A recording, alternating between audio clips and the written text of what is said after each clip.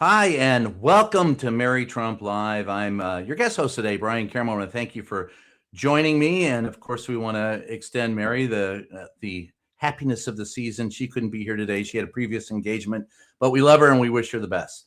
So I'm going to start with this. There are just 1,130 days left to go in the Donald Trump regime. It appears this holiday season, hey folks, it's going to be a dark time for the country. So I guess we'd better lighten up, huh? Donald Trump has announced a naval blockade of Venezuela, in essence, starting a war over oil. At the same time, House Republicans are showing some small signs of life and a bit of a backbone and trying to help Democrats extend the Affordable Care Act. Deputy Director Dan Bongino is out at the FBI, with insiders saying that Kash Patel isn't far behind.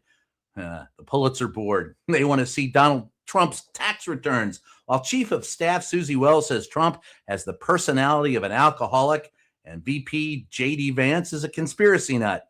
Oh boy, what a week we're having. Let's dive in.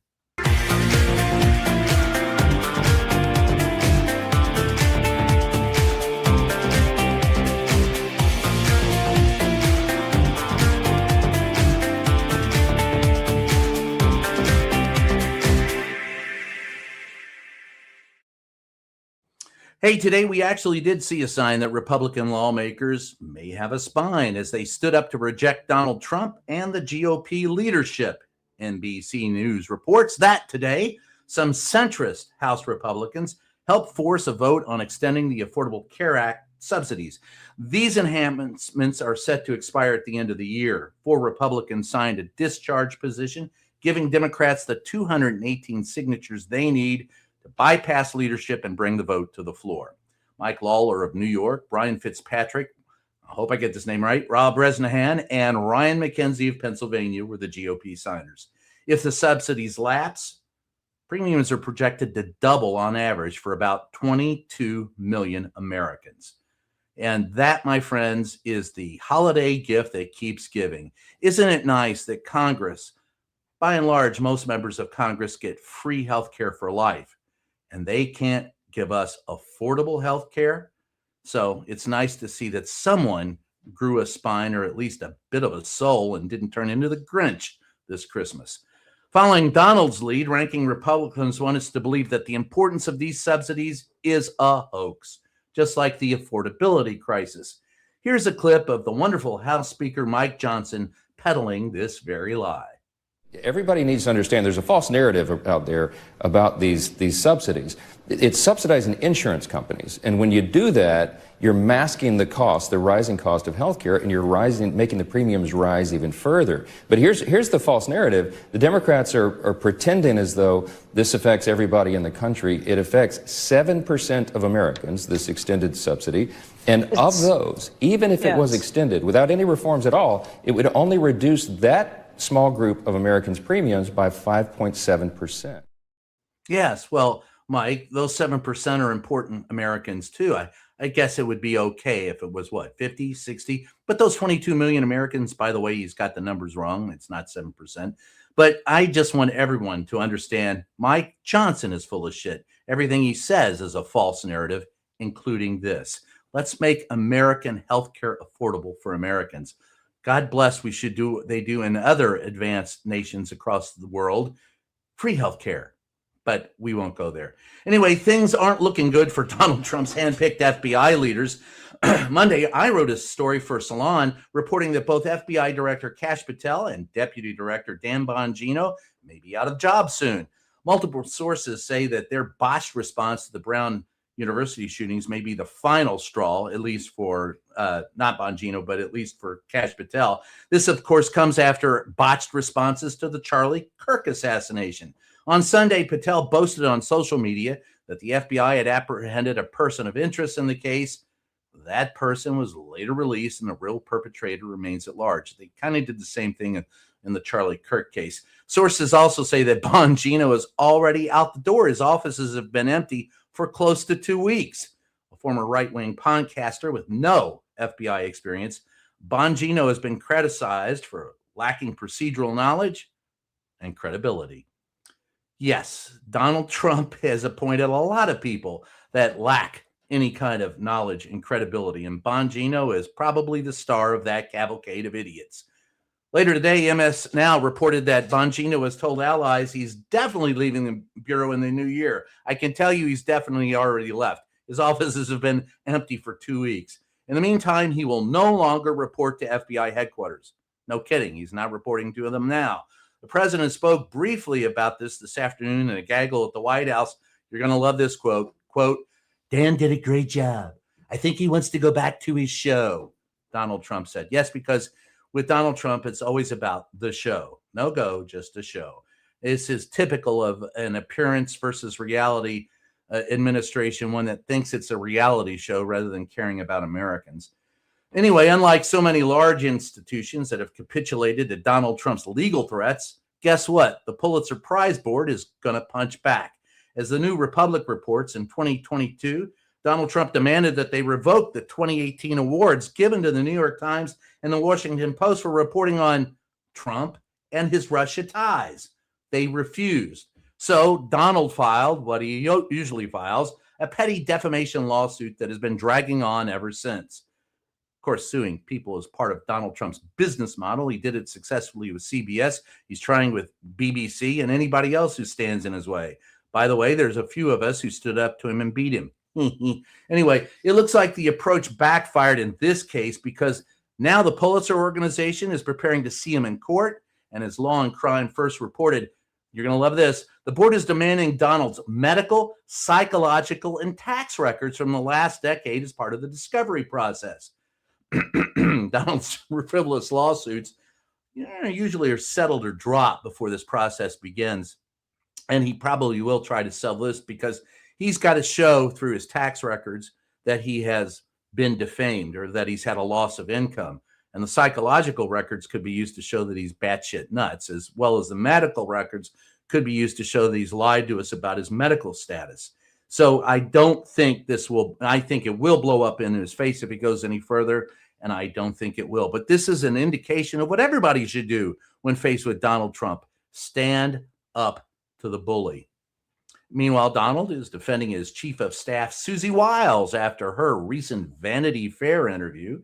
A quick reminder, Wiles usually does operate underneath the radar. If you see her in cabinet meetings or if you see her in any kind of meetings, she's the one sitting to the corner. And she has said that she likes to see people go at it before she dives in at the last minute. She has been a guiding influence in the White House. But yesterday, our wide-ranging conversation hit newsstands. And some disparaging comments about the Trump regime put her front and center. CNN White House reporter Alanya Tree broke down some of Wiles' most shocking and frankly bizarre comments. Take a look here. Let me get into some of the main things that I found very notable from what Chris Whipple, who works with Vanity Fair, detailed from their conversations. One is that Wiles referred to President Trump as someone having a, quote, alcoholic personality. She also talked a lot about the vice president, J.D. Vance, someone who I should note, had this conversion that Whipple noted as well from never Trumper to a MAGA acolyte. Susie Wiles essentially said that change, that conversion has been, quote, sort of political. And she said the vice president has been a, quote, conspiracy theorist for a decade. She also talked about Russell Vought. He is the White House budget chief, but he's also, of course, one of the architects of that notorious Project 2025 conservative blueprint for the future of the Republican Party, something that Trump had previously, of course, disavowed. She argued that Vought is, quote, a right-wing absolute zealot. And then she also went into a number of different things. One, she talked about Pam Bondi, the attorney general, someone who was one of her closest friends, I should note, in this administration. She argued that Bondi, quote, completely whiffed the handling of the Epstein file. She also talked about how the president, who came in and offered a series of pardons to roughly 1,000 people who were convicted for their crimes on January 6th, she essentially admitted that she had urged the president not to pardon those who had committed violent crimes on January 6th and on the Capitol attack. She also talked about how she disagreed with him sometimes when it came to tariffs, saying that she had urged him to delay some of the tariffs that he ultimately announced. She also said that at the end of the day, well, if it's a tie vote, the president gets his way and she will defend and work for him to make sure that his will is done. So she's not the doorstop that some think she is. In an exclusive interview with the New York Post, Donald said that Wiles was deceived by the interviewer, author Chris Whipple. He said, quote, "Yeah, deceived. He didn't have great access. A couple of very short interviews. And Susie generally doesn't do interviews. If anybody knows the interviewer, and if you know Vanity Fair is it's lost its way. It's also lost its readers, as you know. No, Wiles is fantastic." Wiles spoke with Whipple 11 times over the year. The interview is broken into two large parts. And let me tell you, Donald Trump said the same. His administration said the same thing when we broke the story about Bongino leaving. He said, nobody reads it. We only have 2 readers. Who cares what you have to say? You're lying. Turns out we were telling the truth. He's lying. The simple fact of the matter is this interview shows that she is the influence in that White House. And she's the one person that can get away with disagreeing with him, because at the end of the day, even if she does, she admitted that she's going to do Donald Trump's will. And that's all Donald cares about. This week, Donald ordered what he called a complete blockade of sanctioned oil tankers, whatever in the hell that means, traveling to and from Venezuela, escalating military pressure on Nicolas Maduro and threatening the country's oil exports, which are all central to its economy. While framed as a blockade, experts note it appears to be an aggressive enforcement of existing sanctions that could deter shippers through the threat of tank seizures, amid an expanding U.S. naval presence and controversial strikes in the region. The move raises legal and economic questions, especially given Venezuela's heavy reliance on oil exports to China and ongoing concerns from legal experts that U.S. actions may exceed international law. You're going to love this. On December 16th, Donald Trump wrote, quote, "Venezuela is completely surrounded by the largest armada ever assembled in the history of South America.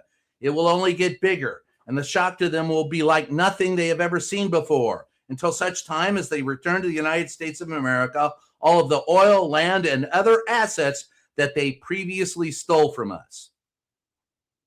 What assets? This is the first we're hearing that they stole oil, land, or what other assets are you talking about? You want to know the truth of the matter? The Monroe Doctrine by our 5th president saying, hey, we get to do whatever we want in the Western Hemisphere has been a guiding influence for many years. And this type of baloney has been going on in the United States for many years. 100 years ago, I'm going to show it, War is a Racket, written by Brigadier General Smedley D. Butler, who was and is the 2nd highest decorated Marine in history.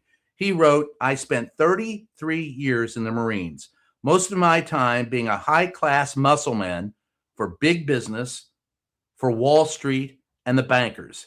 In short, I was a racketeer for capitalism. War is a racket, and Donald Trump is all about the rackets. And that's what this is all about, oil and money and nothing else. Certainly, it isn't about drugs, because guess what, folks? Donald Trump says he blew up 23 or 24 drug boats. Lie. He said he saved 300,000 people from ODing. Another lie. That many people don't OD on all drugs combined, let alone what he's saying that they OD'd on. And Venezuela that doesn't even produce the type of drug that Donald Trump says that he stopped. All a lie. And by the way, who did he let go that was a drug dealer? Oh, yeah, that was the head of a nation. So some drugs are okay, some drugs aren't. Just depends on how rich you are. And all of this is a scam for oil. Meanwhile, after publicly disparaging the late Rob Reiner, behavior Donald himself had previously warned against in the wake of Charlie Kirk's murder, Donald Trump has increased and escalated his erratic behavior. As he departed the White House today, reporters discovered a so-called Presidential Walk of Fame, featuring framed photos of former presidents with newly added inflammatory, these are expensive plaques too, attacking Joe Biden, Barack Obama, and Bill Clinton. The plaques recycle Trump's familiar insults and falsehoods. Well, we'll call them what they are, lies, turning the White House grounds into a venue for personal vendettas rather than presidential dignity.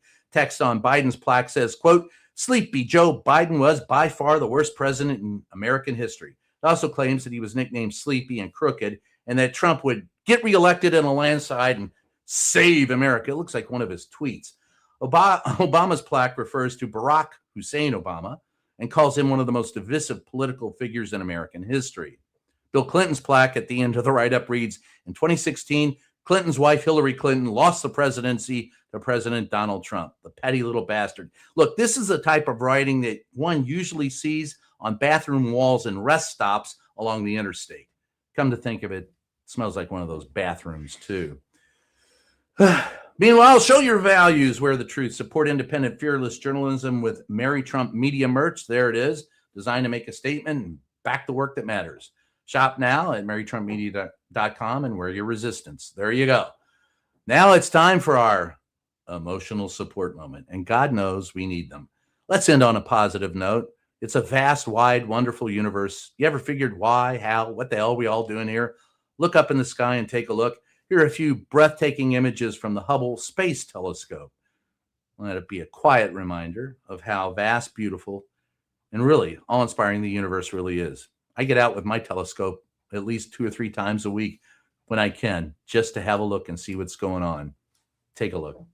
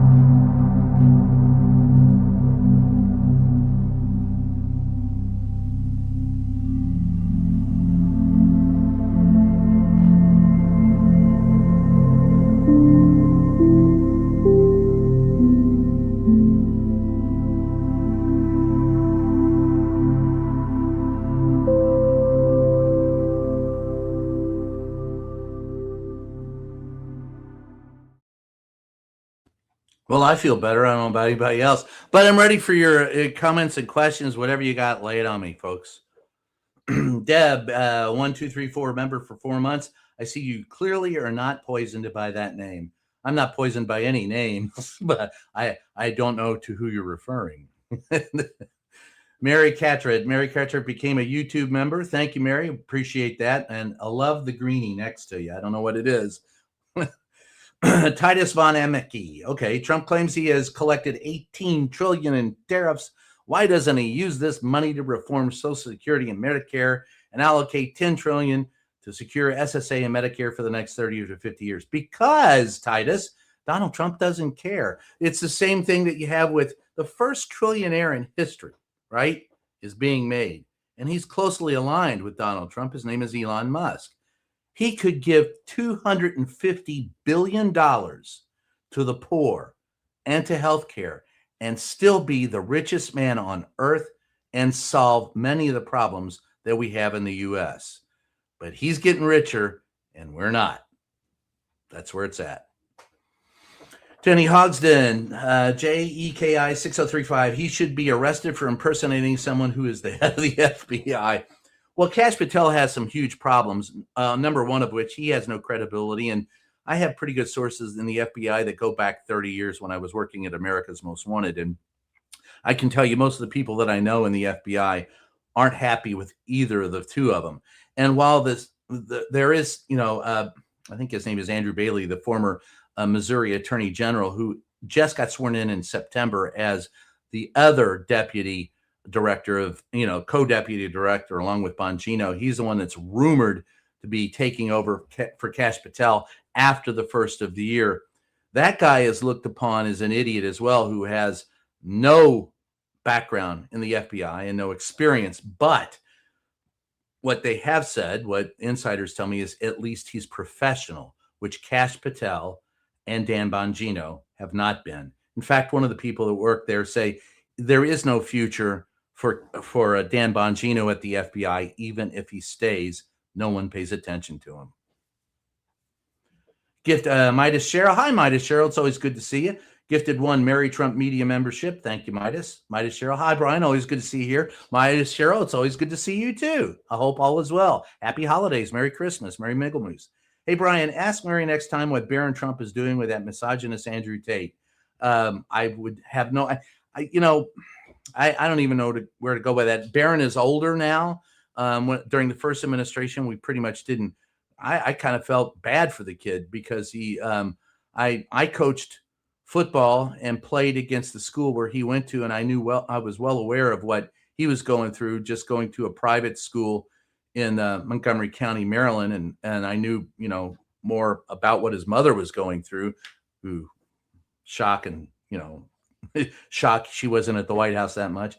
And I won't go any further than that, but I think Barron now as an adult does bear some scrutiny, but I have no clue what he'd be doing with Andrew Tate. I doubt that Mary would either, but I would be happy to ask the people who I know would know, and that is the Secret Service detail. Donna McMullen, 576. Thank you for the $9.99, Donna. So far this year with the surgeries that I have had, the insurance company has paid over $600,000. How could I afford that without insurance? Impossible. People need insurance. I'll tell you what we really need is the kind of social health care that they have in most democracies in Europe. My son we were in Europe about a year and a half ago, and he had to take a trip on an ambulance to a hospital. We were there for about 7 hours. He turned out okay. At the end, I'm pulling out my credit card and my insurance card saying, okay, what do I do? And they said, what do you mean? What do you do? You get out of here. And I go, well, and I go, what? And they go, you don't pay. That's the kind of medicine that we really need in the U.S., but affordable would be nice. Without insurance, and like I said, Mike Johnson was speaking apples and oranges. The whole idea of the subsidies is to hold down the cost to the person. Could it be done better? Yeah. At one point in time, the Clintons, when they first got into office, had an idea for universal health care that was roundly rejected by the people who ran what? Health care.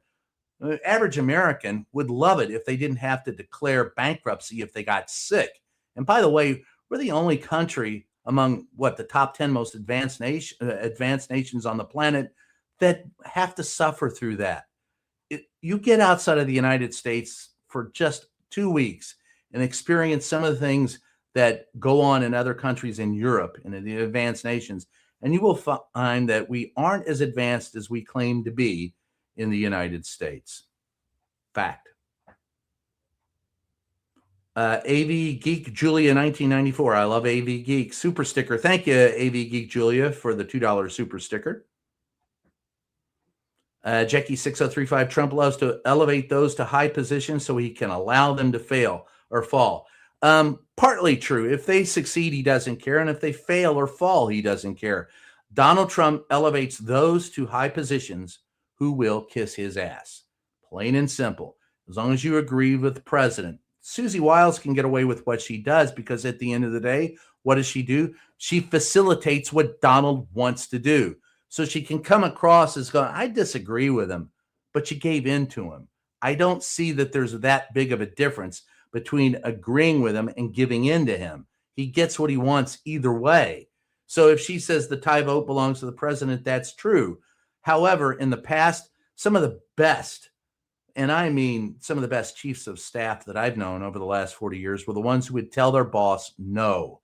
That's what counts. Because the president doesn't rule by fiat or executive order. He has to rule understanding how things affect other people. Ronald Reagan changed his mind, and I wasn't very fond of him, but he wanted to go after healthcare, and he ended up doing tax cuts instead because his chief of staff stood up to him and redirected him. And he won a re-election, mainly because of the tax breaks, and they didn't help anybody out either. But anyway, thank you, Jackie.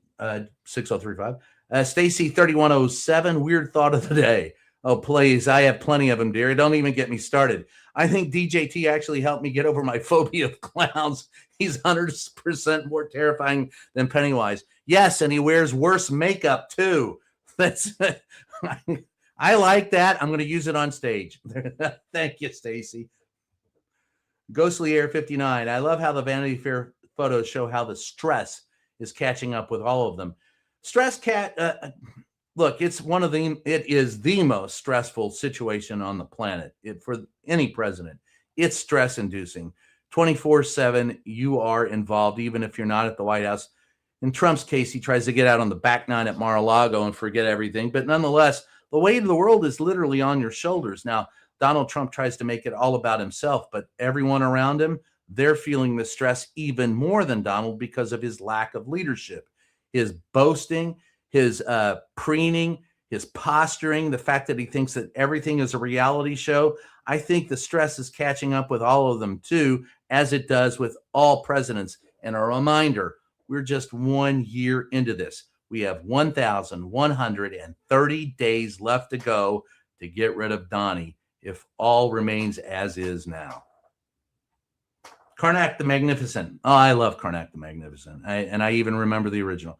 The thing about flying under the radar is that it's easy to fly right into a mountain. And the mountain would be Donald Trump's ass. Did I say that out loud? I'm sorry. Was that a joke? I'm just making a joke. She flies under the radar for a very good reason. Her ability to fly under the radar gives her the ability to do things that others don't, who love to preen and be out in front of the television cameras. She can play the stoic, supposedly sound mind in the room in the back who's saying, look, I have no ego. And the rest of them do. It's her appearance of having no ego that does her the best in that position. Susan Thompson, 5142. Thanks for the $10. Brian is a veteran White House reporter. What do you think Wiles' motive was for doing 11 interviews knowing she was being taped?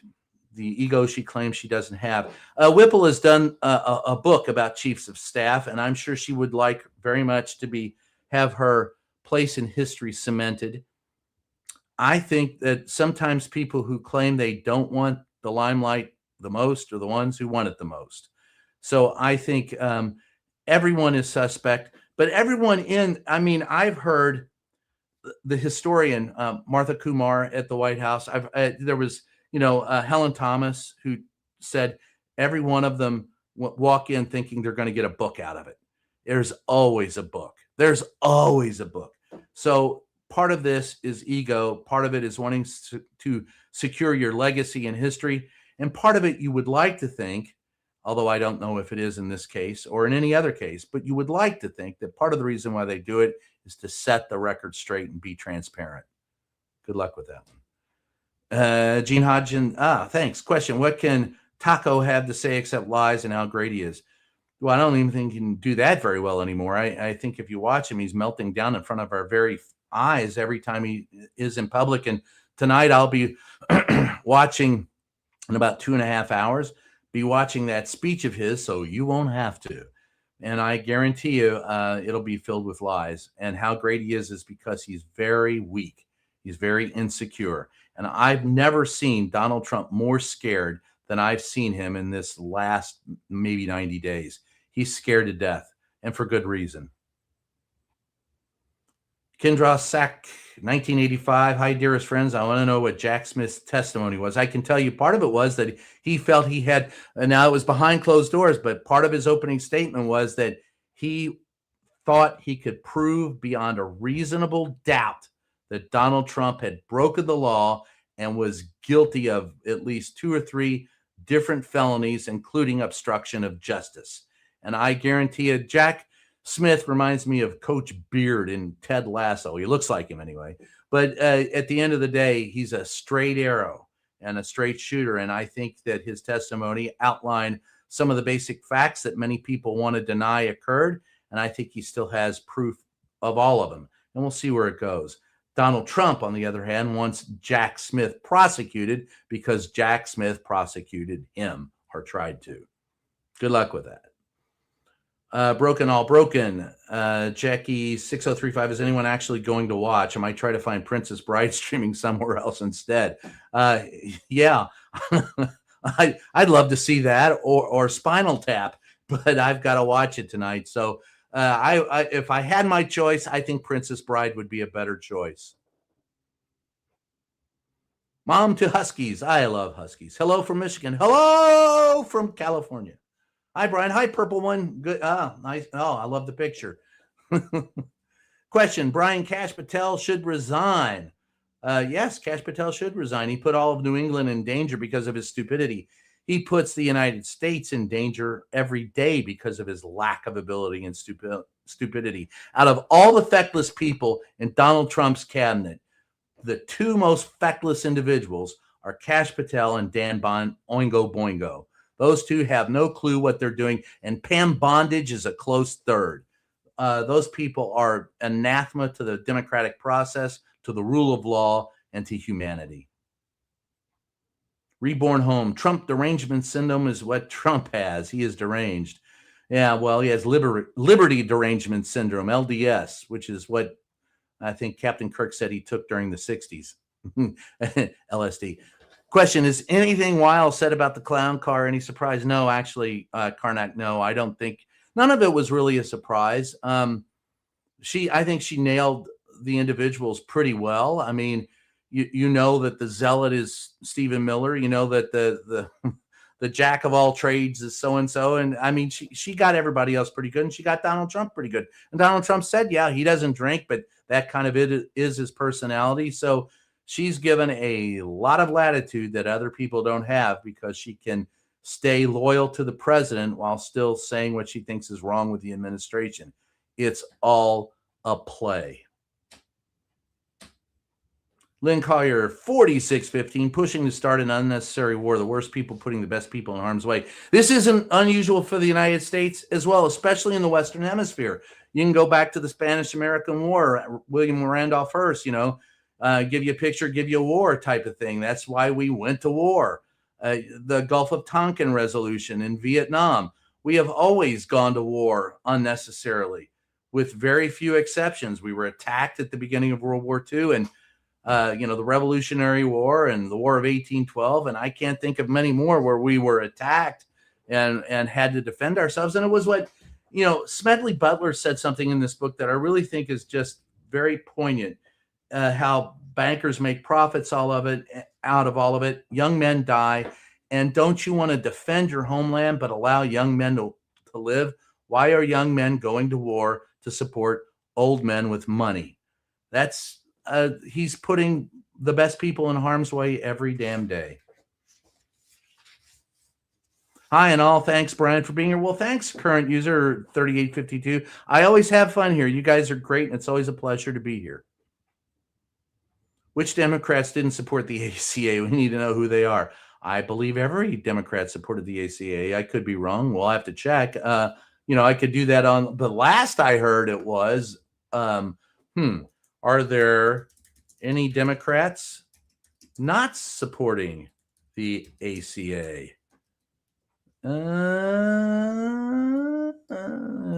I see none. Top Democrats leave door open for bipartisan support, but none are not supporting the ACA. So there you go.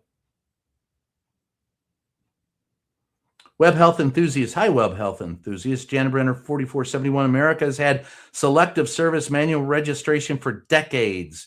Now, all of a sudden, it's a priority to have a computerized, automated database. To what you're referring, I was the first year, I believe they got rid of the draft completely in the 70s after the Vietnam War. 3 years later, the first year to re-register for the draft was 1978. And I had to register for the draft then, and here's a shock. I did not. I did serve in the Gulf War as a reporter, and I don't mind serving in a war zone and putting my life at risk. I just refuse to kill anybody for any good reason other than self-defense. And I find that we always make up our wars when we go to them.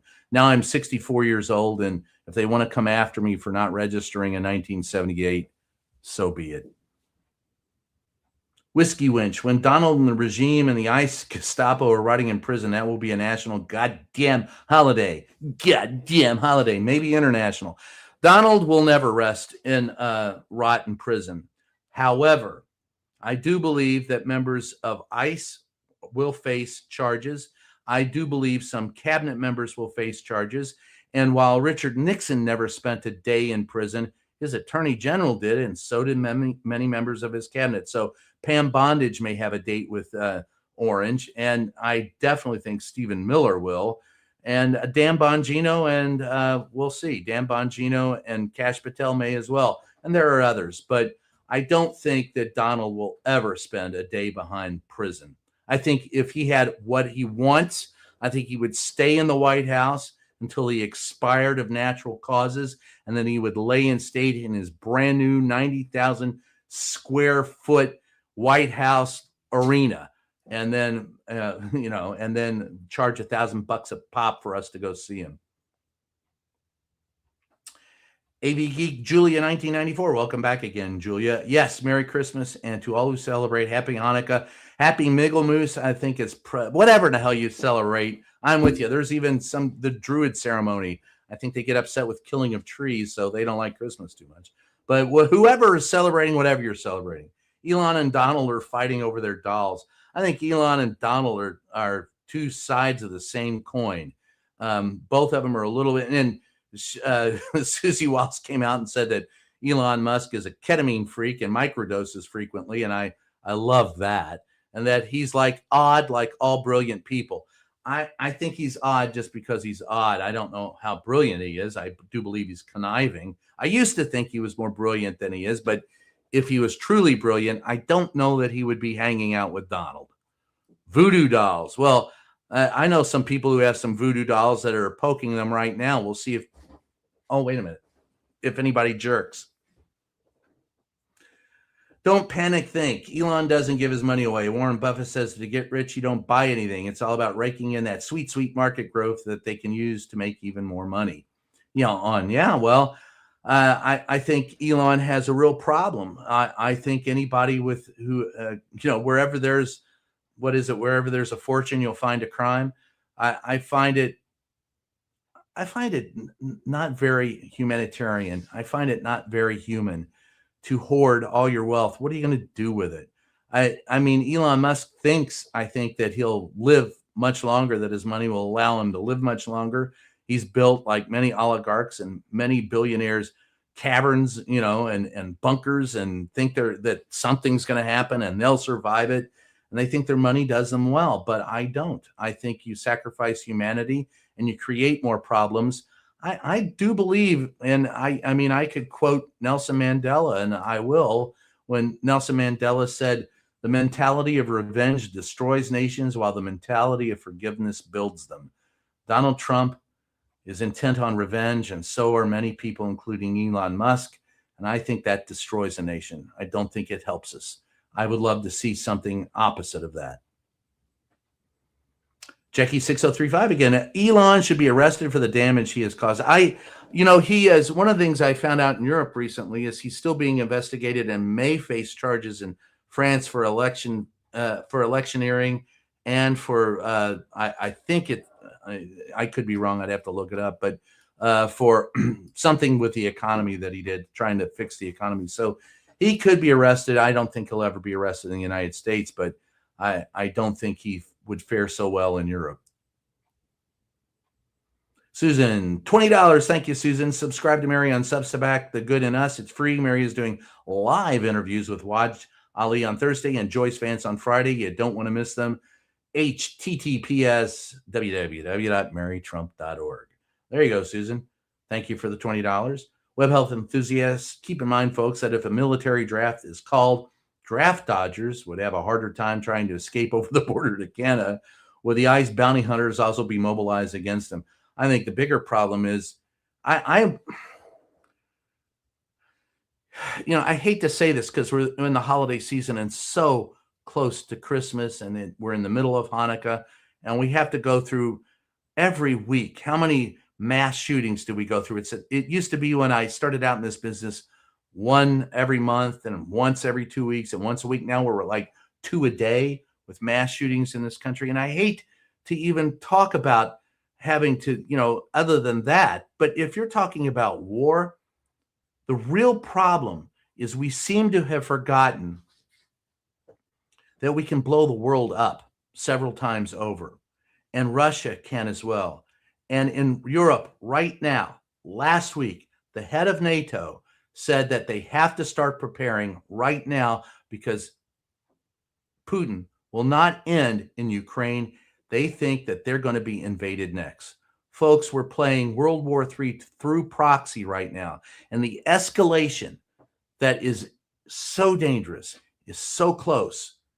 And I don't want to see my kids growing up in, like a dystopia where there's, if they can grow up at all, if we don't end up killing all of ourselves with nuclear bombs. That's the, I don't know if anybody remembers the 80s, the day after and it was the day after played. And then afterwards, there was a wonderful news group where they had scientists and politicians.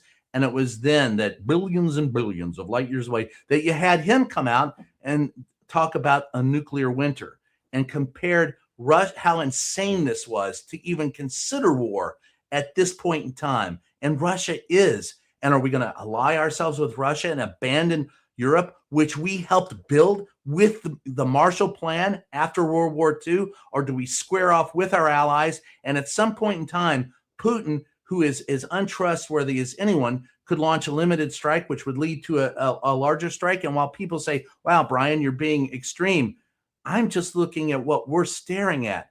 We seem to have forgotten that we have, as was said, you have Russia and the United States facing off against each other, or China, all of them with enough weapons to blow up the world many times over. And it's as if they're two people staring each other in a room filled with gasoline, and one of them's arguing over who's got more matches.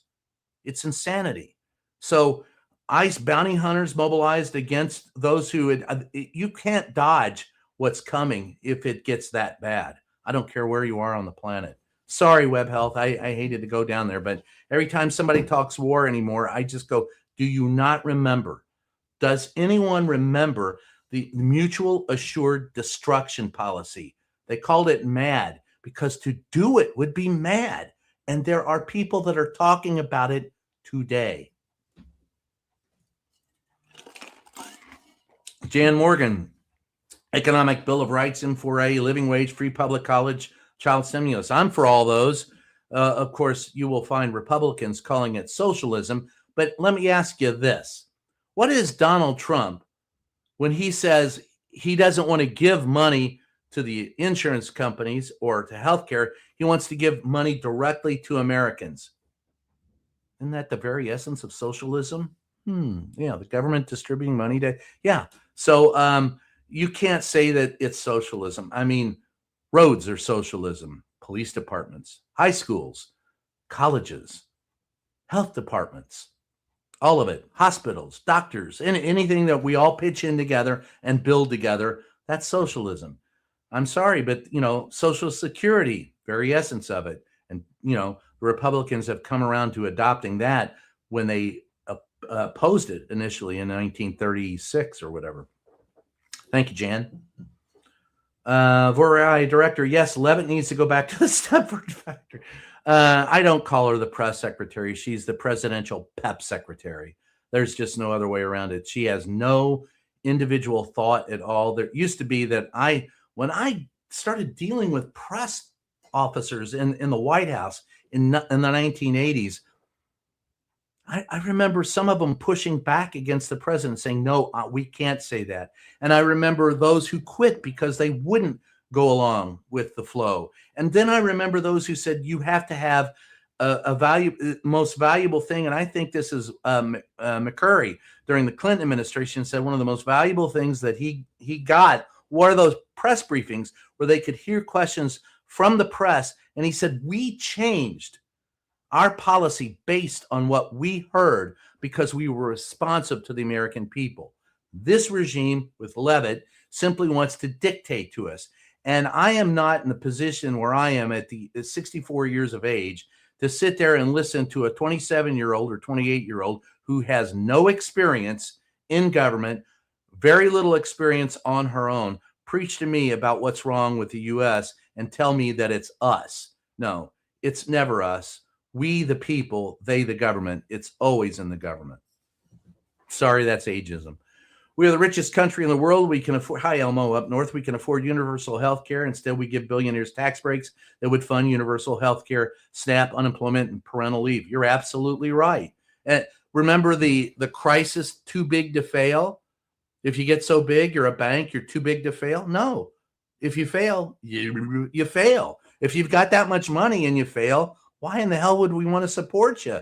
That's just a drain on the rest of us. But that's the attitude that you get out of every Democrat and Republican. Every president that I've covered since 1986 has contributed to this problem. Fact.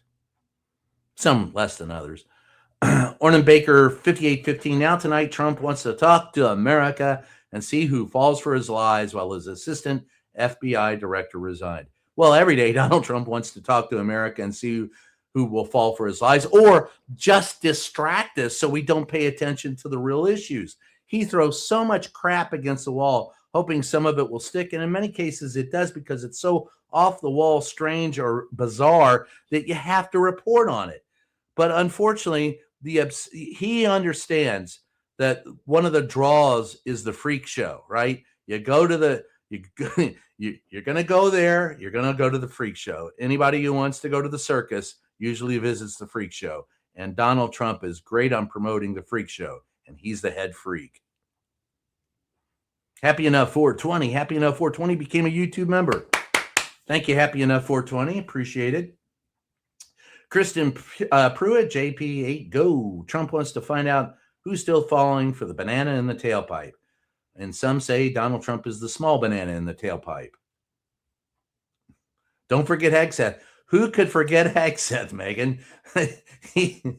I would say the most feckless are Dan Bongino and of course Kash Patel. I'll give Hegseth this over them. He knows how to put on makeup a little bit better than they do. Otherwise, yeah, you're right. Brian, special request. How was your trip to Wales? It was great, Susan. Last time you guest hosted, you were in Cardiff, Wales. Can you share some of the highlights? I've always wanted to. I had never visited Wales either, and I had never visited Ireland. So we went. Wales was interesting. Boy, they're very strict on their traffic policy there. Don't get caught speeding in Wales. I got pulled. I get pulled over everywhere I drive. Last day we were there, I got pulled over, and I made a right because I thought I could make a right at the stoplight, but there was a dedicated lane, and the police were so kind. They were the nicest. If it had been the United States, I'd have been probably arrested or beaten. If I had the wrong color skin, I might have been shot. But they were very kind and just very down to earth people, very friendly people. The people in Wales, the food is great. We went to Cardiff and saw Cardiff Castle, and then we went to all over Ireland, and that was really, really a lot of fun. Just seeing and in talking to them, you see, it reminded me of my old parish priest. And so I enjoyed it immensely. I'd advise visiting Wales. And we started out actually the day before we were in Cardiff.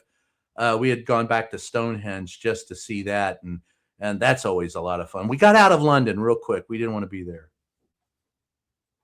SFL 6, do not watch Trump tonight. Don't give him ratings. Watch YouTube, maybe listen to Lev Parnitz talk about the Ukraine. Well, those are all good suggestions as well. I personally wouldn't mind seeing a good movie. Unfortunately, folks, part of the job is I got to watch that moron tonight, and it's going to be a long, long day. And I'm writing a column tomorrow on that and the mentality of revenge, because that's what Dear Donnie is still all about. Revenge is a dish best served cold. He could never make it as a Klingon. He's too hot. Blooded. That bullshit ballroom is estimated to cost $400 billion now, and Karnak, it's going to go up. But there are many people who say by the time $400 million right now, by the time it gets done, it may well be over $1 billion. And reminding everybody that ballroom or the arena, I'm sure it'll be a cage arena at some point in time. Remember, he's going to have cage fights on the South Lawn this summer. But I will imagine that bullshit ballroom, which is twice the size, scheduled to be twice the size of the White House, may not ever be built in his lifetime. Court says it may continue, but they can't excavate any land. And before they build, they have to give a building plan, which Donald Trump hasn't. He just said, I mean, how insane is that for a president of the United States to go, just tear it down, don't care, Tear it down, no plans. Big, beautiful ballroom. Here's a picture. And none of it made any sense. It looked like it was Legos painted white. The model. Elmo up north, a billionaire cannot spend his money in his or her lifetime, even building rocket ships. Well, a billionaire that is so much freaking money to think right now that he's got 750 on track to have $1 trillion, the first person to do it. And then there's 10 or 11 other billionaires in the White House right now working for Donald. Who do you think they're working for? It ain't you. It ain't me. As George Carlin said, it's a small club and you're not part of it. Whiskey Wench. Ooh, I love the name. I love a good whiskey. Pam Bondage will forever be referred to me as Insurrection Barbie. I just call her Pam Bondage. I picture her in Pulp Fiction, Zed is dead type of thing. I just see her dressed out in black and whips and chains. And to me, she's she's a big part of the problem because, she got bought out. In case you don't know, she had the opportunity to prosecute Epstein and didn't do it. Instead, she went after Donald Trump and then stopped after Donald Trump gave a mere $25,000 to her election coffers. Pam Bondi will forever be remembered as this White House's Uber driver. That's what an Uber driver makes on average per year, or a DoorDash driver, $25K. That's what bought her soul. In the middle of nowhere, $10. And that's what I have a grandson. I call him the eternally happy grandson. We were driving him one day and we were just driving through, not even the countryside, but he just goes, Papa, are we in the middle of nowhere? And I go, well, actually, there's a convenient food market about five minutes up the road, but we were in the middle of nowhere, according to him. No matter the bunkers, there is no luggage rack on a hearse, no pockets in a shroud. And you are absolutely right. In the middle of nowhere, 13. We all live on this globe for a finite amount of time. Paul Gustafsson, E5M, they need to follow the example of Andrew Carnegie and try to give all of their money away before they die. Yeah, would be nice, wouldn't it, if they gave it away to the poor? How many times have I seen homeless people and I give money to them? Imagine what they could do for a homeless person and not even break a sweat. Not even break a sweat. Just give them a home. Like, maybe the Trump Tower should be homeless shelter. Oh, well, there's a thought. Canada doesn't want Elon. Hell, Andrea Cohen, 1728. I don't know anybody that does, except maybe Donald because he wants his money. But I would tell you, not many people want Elon. Just the people that I talk to at the White House. Mary Betancourt, 6797. Thank you so much, Bram. Well, thank you, Maria. Like I said, you guys are great. I love answering your questions. And we'll take a few more. We got about 5 minutes left where you can do it. And so, thank you for having me around. It's always a pleasure to be with people who ask interesting questions and have cogent things to say, as opposed to the Laura Loomers of the world who tell me that Donald Trump is God.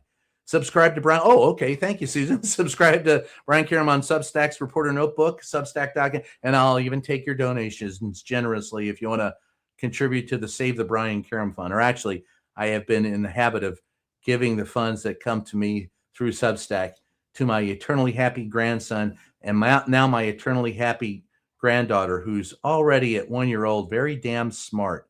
And we have a third grandchild on the way. So, I'm too young. I'm only 19. How in the hell did my kids get older than me? Stacy, member for 7 months. Ground News says Dan Oingo Boingo says he's resigned. Yes, Donald Trump announced that today, confirmed it today. We broke the story on Monday that he hasn't been in his offices for 2 weeks. I guess people finally figured out he's gone. And it took, that long for people to come forward. And Donald Trump today said, yes, he's resigning and he's probably going to go back to his radio show. And I say, good riddance to bad rubbish. See ya, Oingo Boingo. AV equals aviation. Oh, okay. Aviation. Oh, I thought you were AV as an AV. Well, now I see the picture. Forgive me. So aviation geek, I know what pitot tube is. I'm a private pilot I have 6,000 hours in the air and started flying on my 16th birthday. I soloed in an airplane, jumped out of an airplane, and got my my learner's permit. And I still remember that day. Thank you for the $2. And I'll tell you a real quick story. One time I was interviewing Border Patrol in Laredo, and they stick me, they're going to put me up in a helicopter. And the pilot said, okay, now, in case we have to, we're going to be shooting at him. And he points at something and he goes, and that's the gun. And I said, yeah, it looks like a pedo tube to me, pal. And he looks at me and goes, oh, you're a pilot, aren't you? And I go, yeah. So he couldn't get away with it. He was trying to jerk my chain.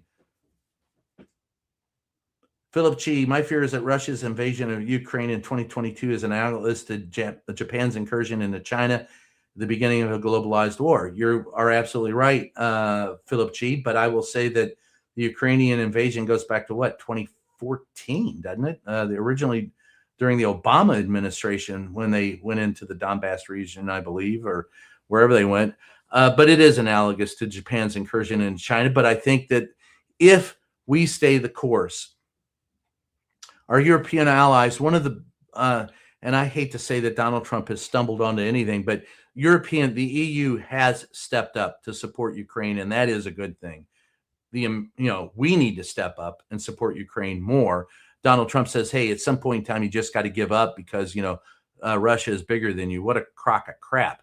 And I'm with Ukraine in that, why give up? I can tell you from being in Ukraine during the start of that war in 2022, I will tell you that there were people walking around going, this is our land. We live on it. The Russians can live under it.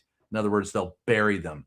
He might be able to level that country, but he hasn't been able to do that. But you will never be able to conquer that country. Russia can't do it. And those people are definitely in for the long haul. If we support them, if it continues, I think it will be analogous to what happened in Afghanistan with the Russian army. At some point in time, they'll bog down and bail. They'll just bail and try to save face somehow. But if you give in to them, you're absolutely right. It's the beginning of a globalized war. And look, he's already testing the NATO alliance. He's testing NATO countries with so-called accidental firings into Poland and other countries that are part of the NATO alliance. He's testing us. He would love to take his war further.